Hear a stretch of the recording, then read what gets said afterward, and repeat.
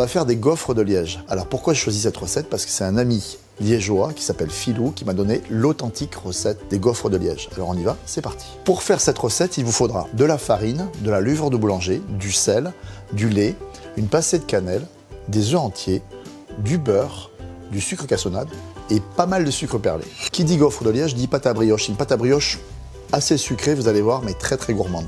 Alors on va commencer la pâte à brioche, on va mettre la farine, un petit peu de sucre cassonade, on va mettre une pincée de sel et on va rajouter de la cannelle, la levure de boulanger qu'on va émietter grossièrement et maintenant on va rajouter les éléments liquides, c'est-à-dire du lait à température ambiante et les œufs. On pétrit doucement pour faire une pâte bien homogène. On raconte que la gaufre de Liège, à l'origine, c'était un prince évêque de Liège au 19e siècle qui a demandé à son cuisinier de lui créer une gourmandise. Et son cuisinier ne savait pas trop quoi faire, il a eu l'idée de mélanger de la pâte à brioche avec du sucre grain et ainsi la gaufre de Liège est née. Pétrissage assez lent pendant 4-5 minutes et vous obtenez une pâte bien élastique parce qu'en fait on a travaillé le gluten et on a une jolie pâte. Et maintenant on va incorporer le beurre progressivement. Alors le beurre il est pommade, hein, on l'a sorti du réfrigérateur et vous allez incorporer le beurre progressivement, toujours à vitesse lente. On a une pâte à brioche bien homogène. On va le débarrasser dans un petit saladier. Vous couvrez votre pâte à brioche d'un papier film ou d'un torchon et vous laissez pousser dans un endroit tempéré et à l'abri des courants d'air dans votre cuisine. La pâte à gaufre a doublé de volume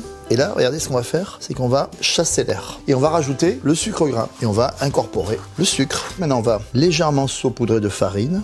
Ça, c'est pour que les doigts collent pas. Et on va faire des petites boules de 100 grammes environ. Et vous le disposez sur un papier sulfurisé que vous avez saupoudré de farine. Les pâtons sont prêts. On va les recouvrir d'un petit torchon. On va les mettre dans un endroit à l'abri de l'air dans la cuisine. Et on va laisser pousser 15 à 20 minutes. Il faut bien préchauffer son gaufrier. C'est super important. Si vous démarrez à froid, ça va pas le faire. On n'est pas obligé de graisser le gaufrier parce que je sais pas si vous avez remarqué, c'est un appareil qui est un tout petit peu richardé. Joli pouce. On pose ça dans le gaufrier et on referme. Et là, vous laissez faire. Et 2 minutes après, c'est prêt. Voilà, les gaufres sont cuites, on les laisse refroidir sur une grille parce que comme ça elles vont rester bien croustillantes. Alors pour les déguster, le mieux c'est nature, encore tiède et ça c'est vraiment très bon. Alors souvent vous me posez la question, vous me dites ouais mais mes gaufres elles n'ont pas poussé. Ben, c'est simplement parce que vous ne laissez pas assez de temps à la pâte pour qu'elle pousse et que la levure de boulanger fasse son travail.